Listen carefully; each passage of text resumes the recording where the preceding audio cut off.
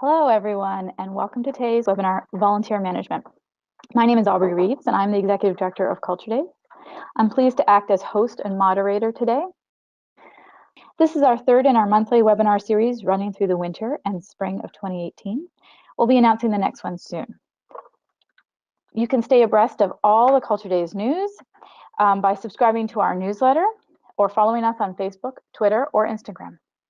I'd just like to take a moment to thank the Department of Canadian Heritage, whose funding made the webinar series and other professional development resources possible. Before I introduce the guests, I'm going to go through a little bit of general housekeeping. First of all, today's webinar is being recorded, and so if you have to leave early and miss some of it, or you have a friend you know would love to learn all about volunteer management, we'll be sharing the recording a couple days after the webinar, and you can share that out with your friends and colleagues. So first up, save the date for Culture Days 2018. It is September 28th, 29th, and 30th. We will be launching registration towards the end of April, so you can also mark your calendars for that. All right, so all attendees today are on mute. The presenters will be obviously not muted, but when you have questions for them, you can type them in your question box, and then we'll be moderating a Q&A period. We'll have time for 1 or 2 questions after each presenter, and then some time at the end of the webinar for further questions. Okay, so today's speakers are Winnie Wong, City of Richmond, BC, Carla Ferguson, Winnipeg Folk Festival, and Andrea Field from the Bata Shoe Museum. And we're looking at the ever-challenging world of volunteer management from the perspective of these 3 organizations. As probably everyone on today's webinar knows, organizing most events, including Culture Days, usually means having to manage volunteers. I'm going to launch a quick poll while running through the introductions of these speakers to tell so that our speakers can know a little bit about who you are. Okay, so first up on our list of speakers is Winnie Wong. She's the arts programmer for the City of Richmond, BC, where she programs arts courses, is the marketing liaison, and the volunteer coordinator at the Richmond Arts Centre. Winnie has coordinated many special events, large-scale community events, and volunteers for numerous years with the Richmond Public Arts Program, South Arm Community Association, and Richmond Arts Centre. She's received her Bachelor of Music from UBC in piano, as well as an advanced diploma in arts and entertainment management from Capilano University. So in addition to her work with the city, she also teaches piano and music theory and is a pianist who works with instrumentalists and vocalists for recitals and exams all across the Lower Mainland. I see about 75% of you have voted in the poll. I'm just going to give you another second to finish that up. Okay, so and then our second speaker will be Carla Ferguson. Carla says she loves folks festivals. She's attended them, volunteered at them, sat on the boards of them, performed at them, and has been on staff at the Winnipeg Folk Festival since 2007, where she's now the Volunteer Resources Manager. She oversees a volunteer program of over 2,800 volunteers working on 63 different crews who support both the summer festival and year-round activities. Carla also has a degree in music, and she freelances as a professional choral singer and sits on the board of 2 choirs. So I'm going to close that poll and launch one other poll here.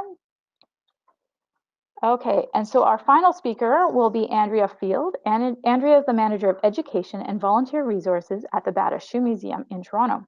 She holds a Bachelor of Arts honors in Visual Arts and a Master's of Arts in Comparative Literature and the Arts, a Bachelor of Education in Intermediate Senior Education, and a Certificate in Volunteer Management from Fleming College. She is a member of the Bloor Street Culture Corridor's Awesomeness Initiative, the Greater Toronto Area's Museum Learning Network, Volunteers Toronto, and Volunteers Connect. Andrea manages a team of over 100 front desk volunteers and docents.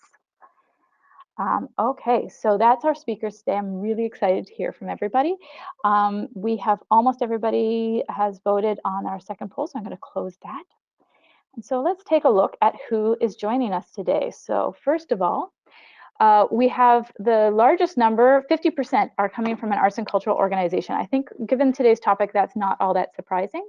But we also have 20% coming from a non-arts cultural organization. So there's lots of other types of organizations that also rely on volunteers that this would be of value to you. And then we have a 17% coming from a municipality or community arts council, which also community arts councils are known to rely heavily on volunteers.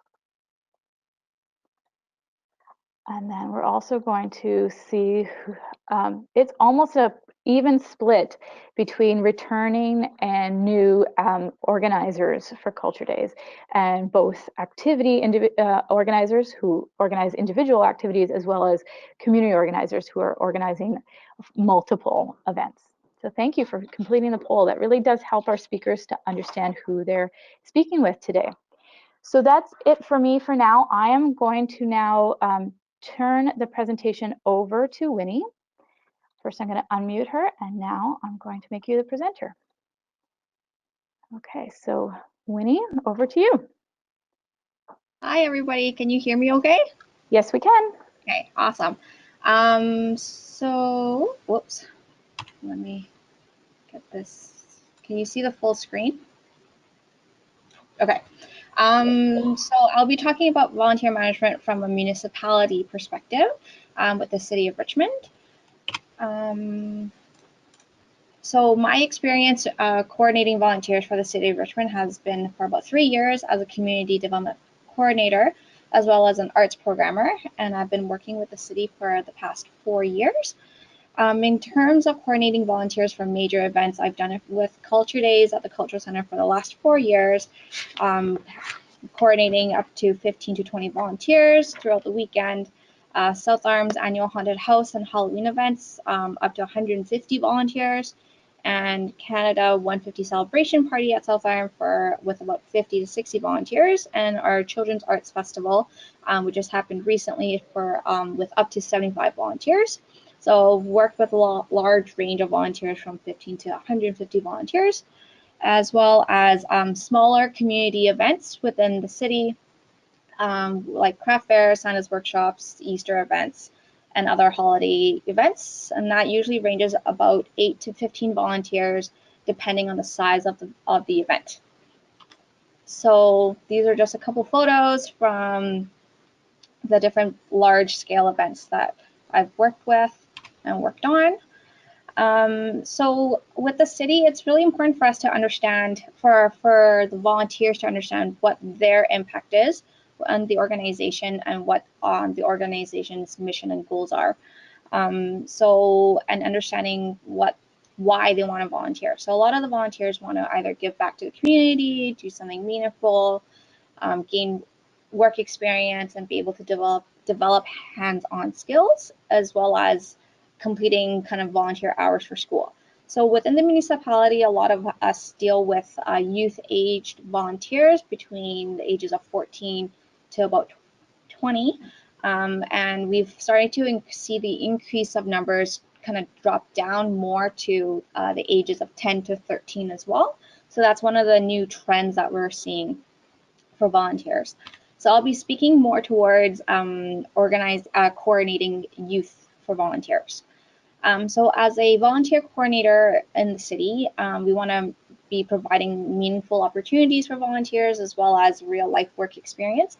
And I think that's really important for the volunteers to understand, that you want to treat it like a job. So they're responsible from the time that they sign in up until the time that they finish the event or the program that they're working with, and making sure that they feel like they're valued and they have a reason to want to come back. So one thing that I've realized a lot is that the more that we build rapport and relationships with the volunteers, they're more willing to always come back. They feel recognized and they feel valued, and then they have a good experience, and then they always want to come back for different opportunities or the same opportunities. And I think that's one of the main important factors of coordinating volunteers. So within the city, we have kind of 3 different tiers of coordinating volunteers. So the first one would be at a major events level, which is within the city. So for the City of Richmond, we have large events such as the Children's Arts Festival, our World Fest. Culture Days is a big one. Salmon Fest, Ships to Shore and Maritime Festival, and those kind of take place anywhere between February up until the summer, generally speaking. The next level that we have would be our community events, so happening at community centers or heritage buildings. So those are kind of anywhere between holiday events, special part programs, swap meets, block parties, and those kinds of events. And then lastly, we've got seasonal programs or school year programs where it's more of a long-term commitment, where it goes either between 8 weeks to 16 weeks. And that's assisting instructors in programs, classroom managements, and assisting students with projects. So for the seasonal programs, we do require at least 8-week commitment, and then that's on a regular weekly basis. So how the city recruits volunteers, we have 3 different ways. The first way that we do it would be through a volunteer website or a platform, which is icanhelp.richmond.ca. So all of our city organizations, as well as partner organizations, can post opportunities that volunteers can sign up for if they're interested in it. As long as they have an account, they can sign up for any opportunities across the city and many different facilities. Our second way is just having an established volunteer database at each facility. So every facility has its own volunteer coordinator, which that they kind of grow their own database, and then they can email out to that email list to see what kind of volunteers that they're looking for. And then the third way that happens would be just volunteers approaching the organization. So this way I find is more effective for seasonal long-term opportunities versus the first 2 ways, which is more for one-off events. I find that that matchup is probably the best way of recruiting based on personal experience. And overseeing all the volunteer coordinators, we have a volunteer manager who looks after the system, as well as providing any administrative support to all the coordinators, whether it's sending out official statements of volunteer hours to the volunteers, or providing us with support with using the system when the system's not working, and providing us with quarterly meetings for all the volunteer coordinators, being able to throw ideas across to each other, being able to figure out solutions for any conflicts or issues that come up. So kind of from my own experiences with working with youth volunteers, a couple of the tips and tricks that I've come to learn and has worked for me is when we're communicating with volunteers is to let them know that we're going to be placing them into the volunteer position after they have attended orientation, and making orientation mandatory, whether they're attending the full group orientation or whether it's just one-on-one. This way, we can actually see the number of volunteers who are actually interested in the position versus just anybody signing up. And they're also being responsible for actually taking the step to get oriented and making sure they get the appropriate training. And another one would be to not post the opportunity too early, whether you put it on a website, whether you do it on Facebook or any social media platform. Putting it up too early, we have a tendency for volunteers to sign up and then totally forget about it. And if it's too late, then volunteers don't get enough notice. So just finding the right timing to make sure we promote the opportunities that we have, and just informing them that we would track hours after the event has taken place or after the seasonal program has completed. I find that this works really well because it will guarantee as a coordinator that the volunteers will actually show up for their opportunity and the shift that they have signed up for. And it also holds the volunteers responsible if they want the hours. So they're not just signing up and expecting to get the hours, but they're actually going through the opportunity, going through orientation, and then getting the hours that way. And then also I find that asking them for the preferences for stations that they would like to be in at an event is also really helpful, because the more that they feel interested and invested into an opportunity, they're more willing to they're more motivated, more eager to be a part of the event in the program, I do mention that it's not a guarantee that they will get that particular station, but I do my best to accommodate when I can. And in terms of administrative aspect, I always email the volunteers for events that have been at those events previously, because they kind of know the ropes. They are able to take on a more leadership aspect when it comes to knowing what's going on, the procedures, protocols, and that kind of thing, before I open up to posting the opportunity for public registration. And always being able to, and always recruiting more volunteers than what's needed. So for example, our Children's Arts Festival, we needed about 60 volunteers. I ended up recruiting for 80 just as a buffer, because you never know whether volunteers don't show up or they drop out last minute. So in this case, for Children's Arts Festival, I recruited for 80, and I only had about 5 to 7 that didn't show up on the actual day, which was really great numbers.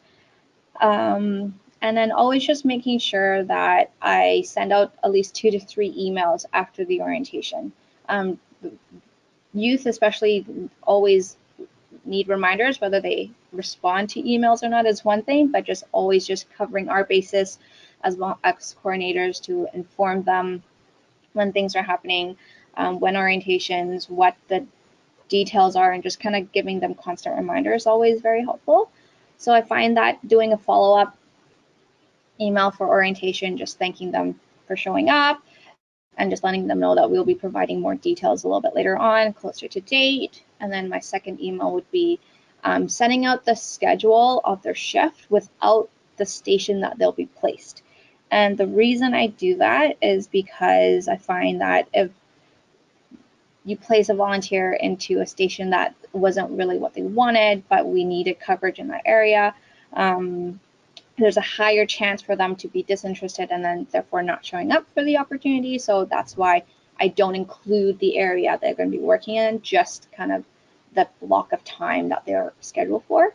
And then just sending a reminder the day before or 2 days before the opportunity to remind them that this is what the full schedule is, just a reminder for things that they need to remember.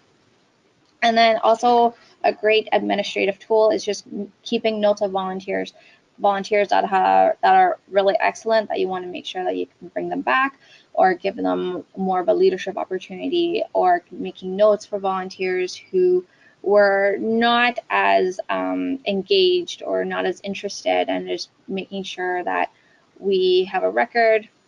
And also because our volunteer system is city-wide, so all volunteer coordinators actually have access to notes that we make about certain volunteers. If they are looking for something in specific, then they can refer to those notes as well. So it's a city-wide kind of resource that all volunteer coordinators have with each other. So a couple of difficulties that volunteer coordinators face within the city that we have found is that we have very small volunteer budgets. So which limits us in terms of resources, whether we can provide swag for the volunteers, like t-shirts or lanyards, or kind of just a special way to show them appreciation, or being able to provide food, lunch, snacks, and that kind of stuff, because we found, and I'm pretty sure most volunteer coordinators will know, that volunteers love eating. So if we're able to provide them with kind of food, then they're a bit more happier. They don't get so angry when they're hungry.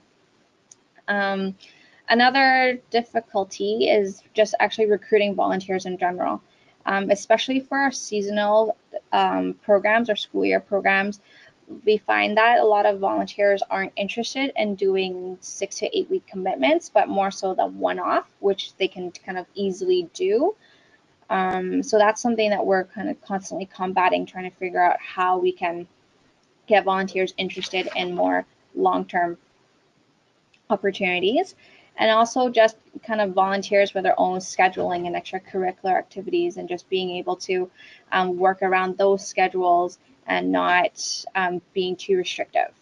And also something that I find really helpful is kind of placing volunteers in the opportunities that they are really interested in being in volunteering for, because in that way, again, whether it's seasonal or whether it's in events, they will feel like they can wholeheartedly be invested into it.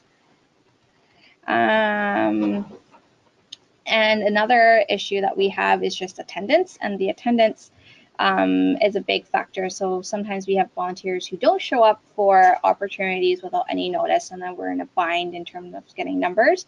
Or we have volunteers who drop out the week before, which gives us a little bit more time to find last minute volunteers who weren't able to attend orientation but can do a quick 15-20 minutes before the event, so that way we can actually have the numbers. So with the inconsistency in attendance, I think that's one of those things that we're constantly trying to figure out as a group with all the volunteer coordinators, how we can minimize the inconsistency in numbers and just making sure volunteers who sign up do show up. And last but not least, as I mentioned before, is just the younger students wanting opportunities. So ages 10 to 14 or 11 to 14, they want to start their volunteer hours, whether it's a school requirement or something that the parents want them to do. So there's a lot of factors that go into having much younger volunteers. So it's a safety and a risk thing that we would need to make assessments on, and base what would be the right fit for those younger students, whether there's the maturity level, and seeing whether that would be a good fit, as a lot of the cities or within the facilities that anybody that's older than 10 to 14 would require an adult to be with them while they're present for volunteering. So finding family opportunities as well is something that we're in the process of discussing. And my final slide would be just talking about volunteer appreciation. And I think this is one of those ongoing discussion topics between whether it's the associations or whether it's within city groups, is how we can show our appreciation for the volunteers dedicating their time and their effort. So we find that with youth, it's very different than adults and seniors. So youth prefer having kind of like the instant gratification, whether it's getting volunteer forms signed, whether it's kind of getting food or getting swag on the day off. Anything that's past the event, we find that the volunteers don't feel as engaged or more disinterested in kind of getting that gratification. Where we have more adults and kind of seniors, they prefer the recognition,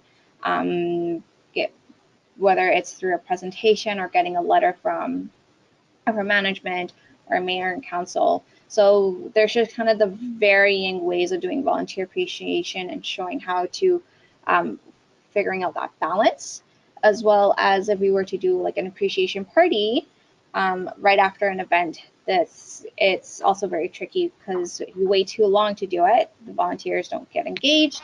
But there's also the budget issue, and then there's also getting the staffing support and just having this everybody that was part of the event or part of the program be present and be able to acknowledge the volunteers with everybody around. So those are just a few things in terms of what has worked well for me and what we're facing as well as volunteer coordinators within the city. So thank you very much for your time. Thank you, Winnie. That was a really great step-by-step on orientation and training. We do have a question already. This person's wondering that if you exclude the station assignments and emails to volunteers, does this mean that does it mean more work for when they arrive, because they have no idea what they're doing and will need more details and explanation? So what I end up doing is the day that they sign in, they'll actually find where they are stationed exactly, so they get that information right away. Yeah, so it's not extra work, it's just for them to kind of know where they're going to be assigned. And then I also do a big group meeting before an event to let them know where everything is located and who their point of contact person is. Mm-hmm. Okay. If anybody else has a question, you can type it now. We do have one other, is that a lot of your events are for kids and families. Do you need to get your volunteers to have police background checks? For our one-off events, we're not required to have background checks done, but for anything that's seasonal programs or school year programs, then we do require those background checks done. Okay, and then we have one other question while the poll is running. What do you do with extra volunteers that show up? And in other words, what happens if you have more than you need? That's hard because I don't think I've actually had too many volunteers. But we're always, if they did do the orientation or like just hadn't notified me, then what we normally do is we place them in a station or an area where where there's higher foot traffic or higher volume, and be able to partner them in those spots. Or if we need more floaters or need more ambassadors kind of promoting wayfinding or promoting the actual event, then we can also place them in there. So there's always room for additional volunteers. But if anything more is that we usually lose out volunteers than having extra volunteers. Mm-hmm. Okay. Oh, we have one other question. What is the right time to send a call for volunteers before the event? You did say that you need to find that ideal time, but for example, before the Culture Days weekend, how far in advance do you put out the call for that one? So for Culture Days, I usually do it about a month and a half in advance, just because it's during the summer season that I would be posting it. So I do a quick I do send out an email to all my previous volunteers at the beginning of August. And then I do my public posting out mid-August. Mm-hmm. And then I do my orientation about 2 weeks out from the event. So just kind of keeping it a little bit condensed is better. Mm-hmm. Thanks. We're running a little bit behind on time, so we're going to move on to the next speaker. Thank you very much, Winnie. I'm moving now over to Carla. Okay, so there we go. Oh, sorry, I just have to turn off the poll first. So let's close the poll. And in fact, we'll show, no, we won't show the results right now. Now I will just make Carla the presenter. Okay, so Carla, you should be able to now share your screen. I am looking for that button. I actually don't see that button right now. Oh, there it is. Great, we see it now. Great, okay. Sorry about that. Okay, so thanks for having me. I'll just give you a little bit of an overview about the Folk Festival. As Aubrey mentioned, we're a fairly big program, but we're also event-based, so maybe there will be some similarities to specific Culture Days events. So our volunteer program supports a 4-day summer festival, as well as year-round activities, and we do have a fairly large group of folks, 2,800 volunteers that work on about 60 crews. Now those folks are led, just because of the sheer volume, we have to do a lot of delegation. We work with a team of about 120 coordinators who are volunteers themselves, and those are basically the leaders of our various crews. And so I do find that a lot of the work that might be done in-house by a volunteer manager for an entire program, we do have to delegate a lot out to our volunteer leaders, and they're extraordinary people, and we would frankly be kind of sunk without them. So this is a really critical piece about how it works for us. That said, our year-round staff is involved with all of our crews, and volunteers help run every aspect of our festival. So whether it's working with our artists or helping with the behind-the-scenes parts of production, dealing with safety and traffic, dealing with our money, helping run our campground, and helping with our marketing and communications. Because we are event-based, the way that our benefits package works is basically an exchange of, we ask for a minimum number of hours in exchange for a festival pass. If you're working at the festival, that's in the range of 16 to 20 hours. And for folks that work our year-round events, we still use our summer festival as the benefit part, and they work on a larger number of hours, with the understanding that they get the benefit of having the entire festival off and just get to enjoy the music. And then in addition to that, we run some special volunteer programs. We have an apprentice program for youth ages 13 to 17, We have additional training for specific groups of newcomers that we partner with, and that's both youth and adults. And a few years ago, we also developed our own in-house security guard training course. So to make sure that the people that are doing that really important work are doing it in the most folky way possible. And the photo that you can see here on the side is our kitchen crew that serves our meals backstage. This becomes the largest kitchen in Manitoba for 4 days of the year, and they serve about 4,000 meals at a time. So yeah, scale is kind of our challenge, but there's lots of things that I think are transferable.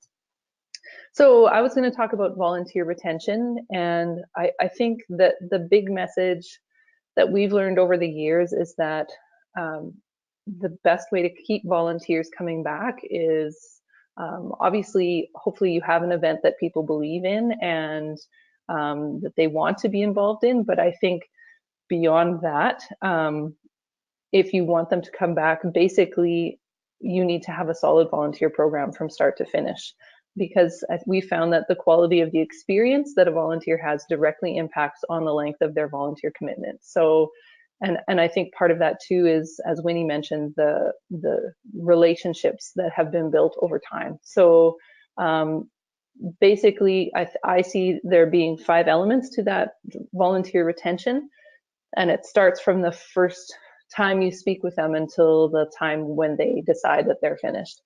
It's really important that we have a mission-centered approach, that we have really solid orientation and training, strong supervision, applicable evaluation, and then of course, this is probably the thing that people think of as most linked to retention is having some form of recognition.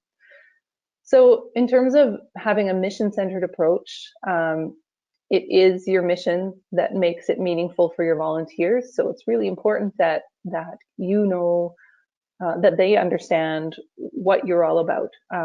Take the time to describe who you are. People, in our example, a lot of people don't realize that we're a not-for-profit, and I think that makes a difference in terms of how people donate their time and where they choose to donate their time.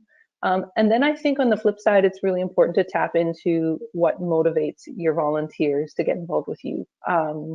If every volunteer has their own story and their own reason for joining your organization, and so I think being able to tap into their motivations is equally as important. Since Winnie spent a significant amount of time on orientation and training, I think all I will do is just share with you what we typically do for the festival. It starts with a one-on-one conversation with one of our coordinators, and that's sort of that first initial contact to make sure they're a good fit for the crew and for the festival itself. Then we have a mandatory first-timers orientation for all volunteers that are brand new. So that's a one-time thing. But then annually, we also have a crew meeting for every single one of those crews that really digs into what that specific job is that they're going to be doing, gets into stuff like volunteer safety and emergency procedures, that kind of stuff. Dealing with, and then we also have additional training. Some of our crews, such as our safety crews or our traffic crews or some of our finance crews, might have some additional training to learn some specialized skills. Some of those things we offer in person, and some of those are available as online courses that we've set up. And then we also we encourage all of our crews to have some form of on-site orientation, be it an on-site tour or some hands-on training with equipment, and at the very least to make sure that there's some kind of onboarding process for people's first shifts. Supervision is also key. Our coordinators are definitely on tap to be at the festival and be available, but especially for our bigger crews, we do encourage setting up some structure within the structure. So there will be supervisors in addition to our crew leaders so that we can split up the work and you don't find that you're burning out your coordinators. So we'll have folks that are just responsible for a 4-hour shift, that kind of thing. So just some thoughts around supervision. You can also pair new volunteers with returning volunteers. You can look at debriefing at shift changeovers, making sure that you're checking in with people to see how things went, or just checking in with them while they're on shift. Find where they are, have a chat, make sure you know how things are going, and if they have any questions, that they have a chance to answer. And I think really important here too is to give the volunteers a chance to improve their performance during the course of their work. For us, as an event-based organization in particular, if we haven't given the volunteer a chance and let them know that maybe they're not aware that something's not going particularly well, and if they don't know that, then they don't have a chance to make it better. And then you don't have a chance to see them again for another 360 days. So regular two-way communication and feedback is super key. And we also know too that if you give that feedback after the festival, when they don't have a chance to show you that they can get better, then it doesn't necessarily set everyone up for success the year following. And also make sure to allow your volunteer to give feedback that could improve your event. So it's not just one-sided here. They also have valuable things to share with us. And evaluation is a part of that as well. So make sure that you have channels to give and receive ongoing feedback. There's lots of formal or informal ways to do that. You can have your leaders send in reports. You can have surveys that are anonymous or otherwise for your volunteers, or bring people in for conversations or meetings to evaluate how things went. Documentation is super important, and Winnie mentioned this as well, that making sure you have records of all of this will allow you to track people from year to year and see if they're improving. It also allows people to have a channel to use their voice. And I think that is one of the key things to volunteer retention, is to make sure that the volunteers feel like they are being heard. If they keep making suggestions for improvement for your event and it falls on deaf ears, or they feel that it is falling on deaf ears, you are not going to keep that volunteer. So just making sure that people feel like they have an avenue to speak with you is really important, because problems can be addressed on both sides. So be willing to listen and learn yourself. And also don't forget that positive and constructive comments are also appreciated by volunteers. So don't forget to let them know when things are going well as well. So as a folk festival, this is our 45th year we are heading into, and we're really proud of the fact that we have about a dozen or so 40-year volunteers.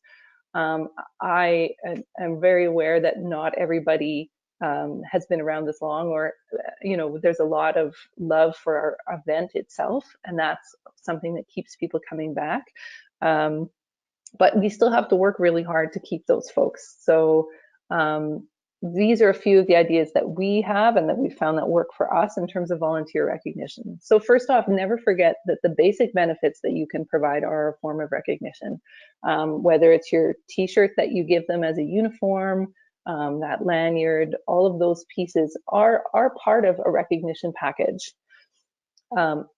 Of course, there are things you can do on top of that. This photo shows a group of last year's crop of 40-year volunteers. So we do have a milestone ceremony at the festival.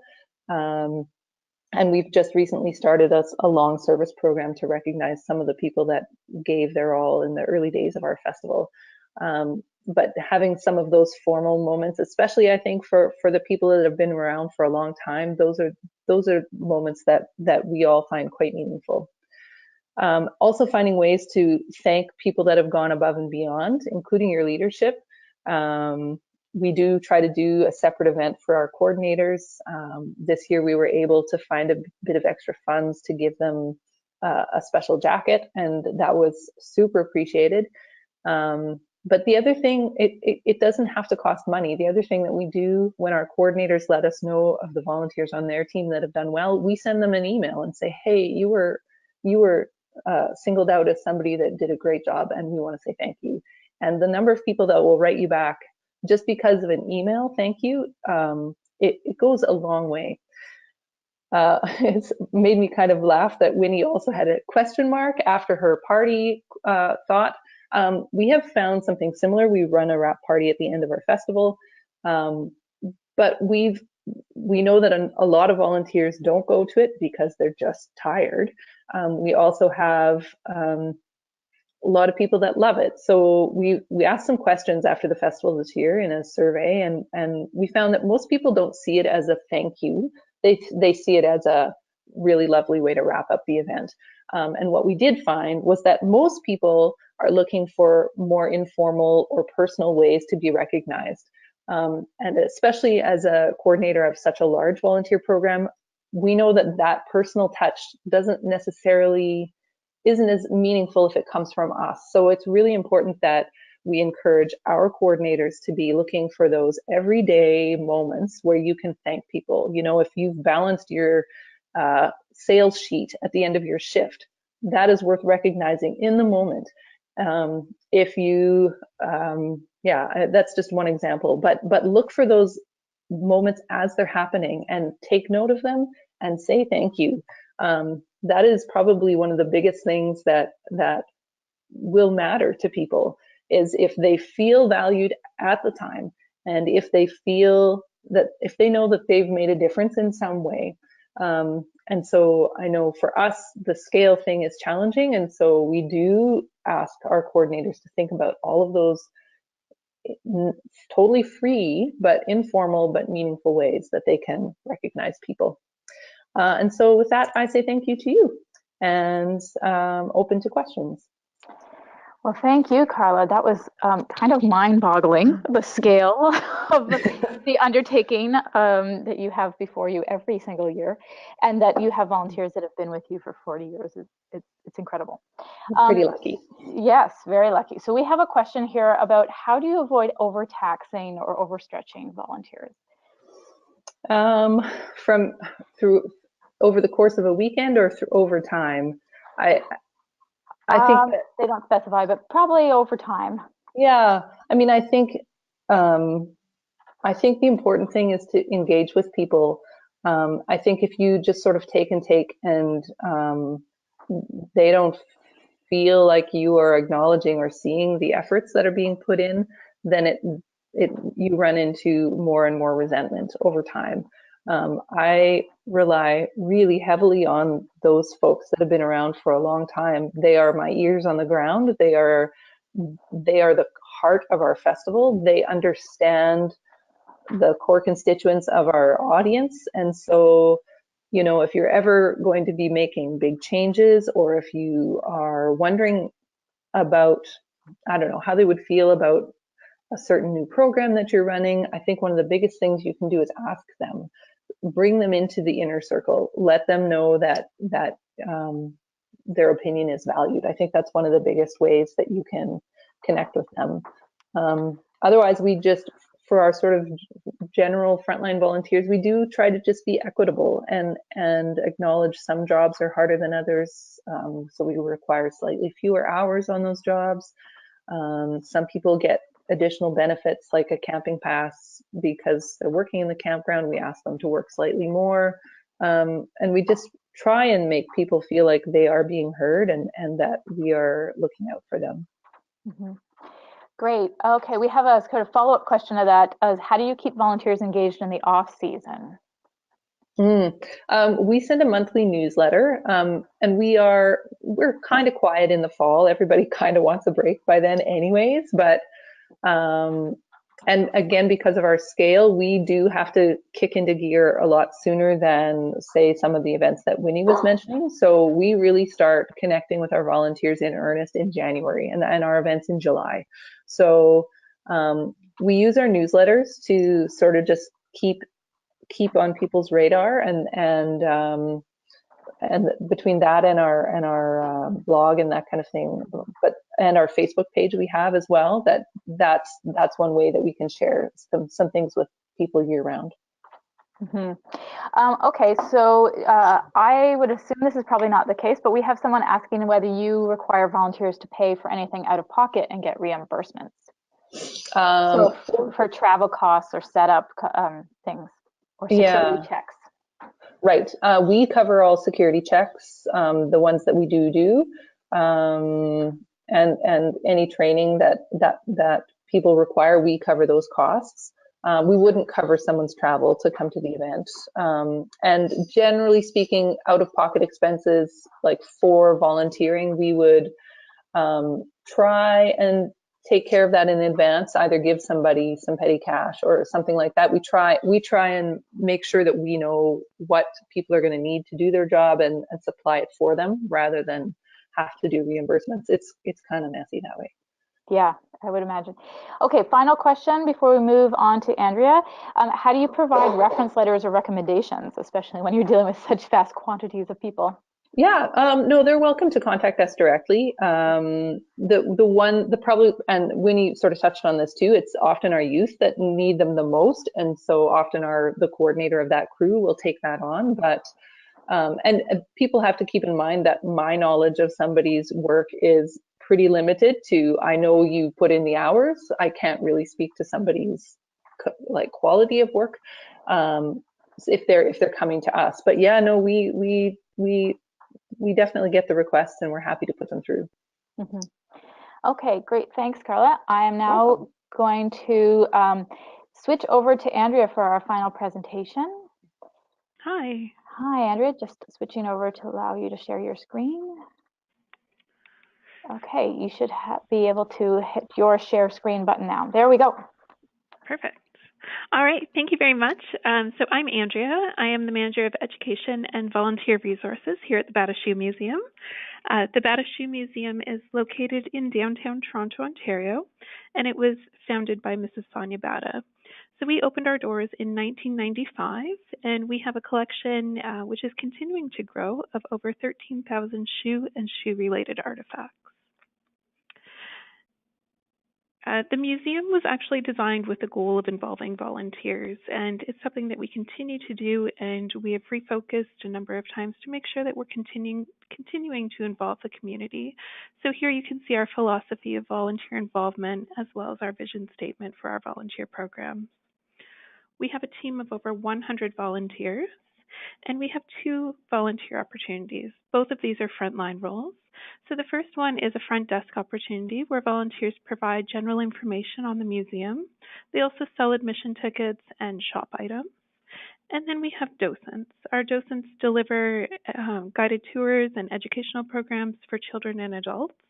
For both of these opportunities, volunteers are asked to commit to a minimum of 1 year. For our front desk volunteers, they commit to either a weekly or a bi-weekly shift of 3.5 hours. And for our docents, they're asked to deliver 1 tour per week. So we also have volunteers that assist with our events, and those volunteers are our current docents and our front desk volunteers.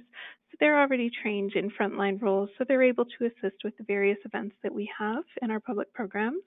So we participate in Culture Days, Nuit Blanche, Doors Open, and then we have a lot of internal events like lectures. So because we already have this group of committed frontline volunteers, we don't have to recruit specifically for events like Culture Days. On Culture Days, our volunteers are made aware of the purpose of Culture Days and what that messaging looks like. And they're also told about the event that will be taking place inside the museum, as well as the specifics of their roles. So in the past, our volunteers have led interactive hands-on sessions using objects from our education collection, and last year we had musicians perform in the atrium. So this event is really great for us. It often allows us to bring in new visitors to the museum. So our volunteers are asked to inform guests about exhibitions, answer general questions about the museum, and assist with wayfinding. So again, our volunteers are with us year-round. So we are focused on recruiting at different times. Our messaging aims to ensure that potential volunteers have a very clear understanding of their role, the skills that will be needed, and how their involvement connects with our mission. Our front desk volunteers are recruited on an ongoing basis, and our docents are recruited once annually, with docent training beginning in the fall. So we recruit through a variety of methods. We use our website, our different social media platforms like Facebook and Twitter. We also send the information out in our e-news, and it's posted in our visitor guide. We also have a listing with Volunteer Toronto, which is our local volunteer center. And we have postings at the university and college career centers, and we also participate in volunteer fairs.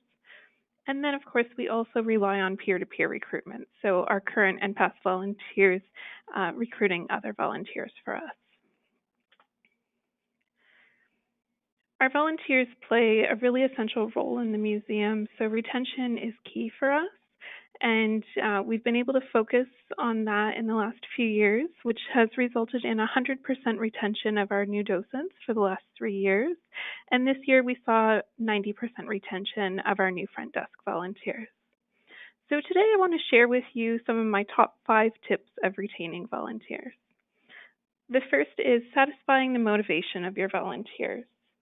It's been really beneficial for us to learn about what motivates our individual volunteers, and we do this during the screening process.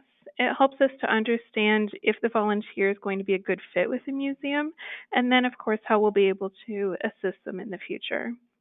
I've also learned the importance of continuing to ask throughout the volunteers' involvement with the organization because motivations change over time, so it may look very different from when they first began with us. One of the goals of our volunteer program is to establish a mutually beneficial relationship with our volunteers where everyone benefits. The museum benefits greatly from volunteers contributing their skills and their time to our education program and at the front desk, but we also want our volunteers to benefit. So they can benefit from training opportunities, they often gain new skills, they have networking opportunities, they can get references, and they also get to participate in many of our museum's events. What I found most interesting is that we have a lot of university student volunteers with us right now, and their motivations can be very different. What we're seeing right now is that many of them are looking for skills and experience that they can use later on to gain employment. So as a result of this, we've increased our training opportunities. So this helps us as well. We benefit by having a higher quality service being delivered, but then the volunteer also benefits by being able to gain skills that they can apply to other aspects of their lives.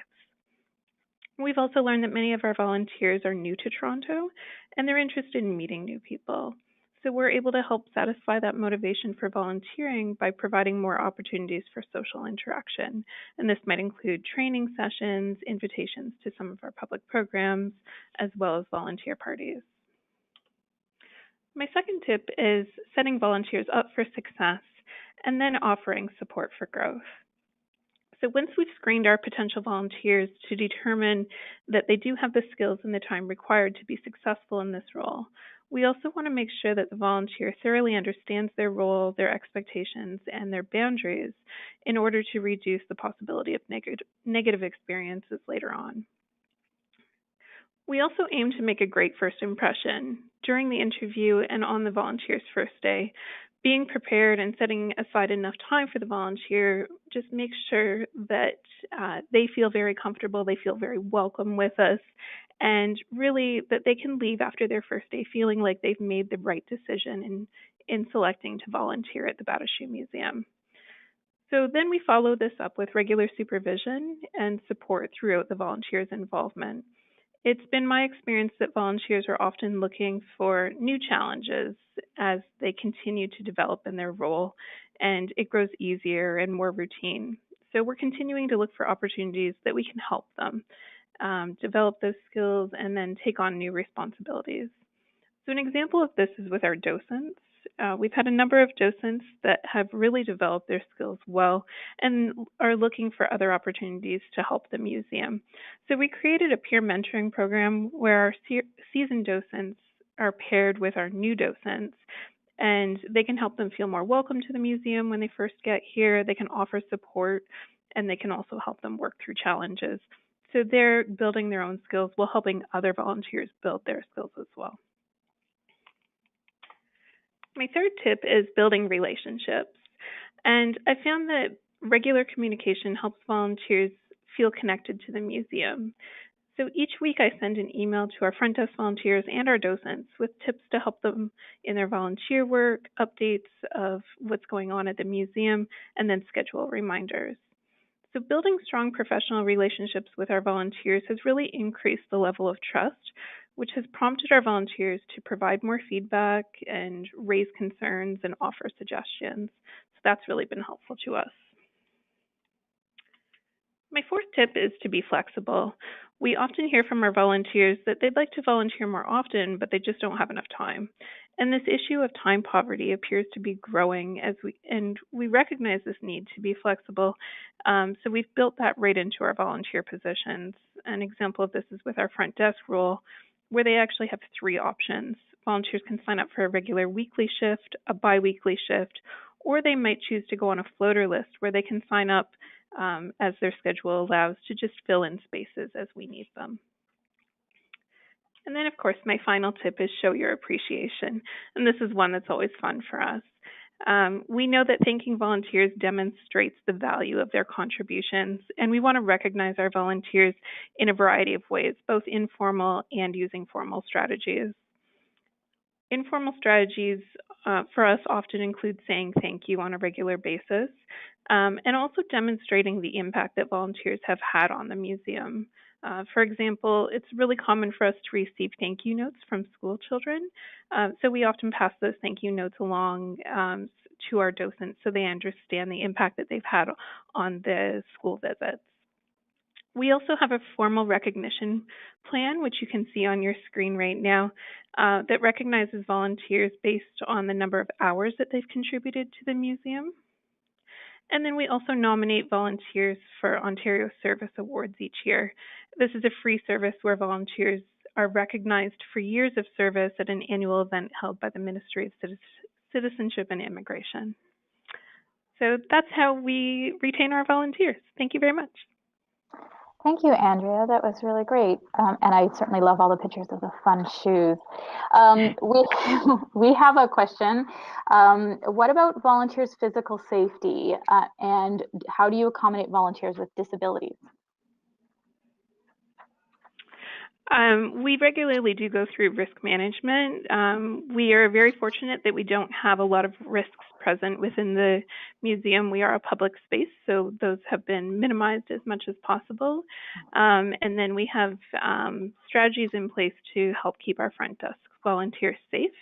In terms of volunteers with disabilities, they are always welcome to discuss what kind of accommodations they require for the role. So perhaps one of the best examples is I have a volunteer who has low vision, who is a docent, so she still has the ability to read printed material, but she needs it to be blown up or she needs a digital copy, so we can easily do that for her. So it's really just a lot of communication with our volunteers, finding out what their needs are, and then seeing what strategies we can use to help accommodate them. Great. Also, we have a bunch of questions coming in fast. I'm trying to keep up with them. What kind of action plan do you have if a volunteer can't make a shift? What is the policy around that? Sure.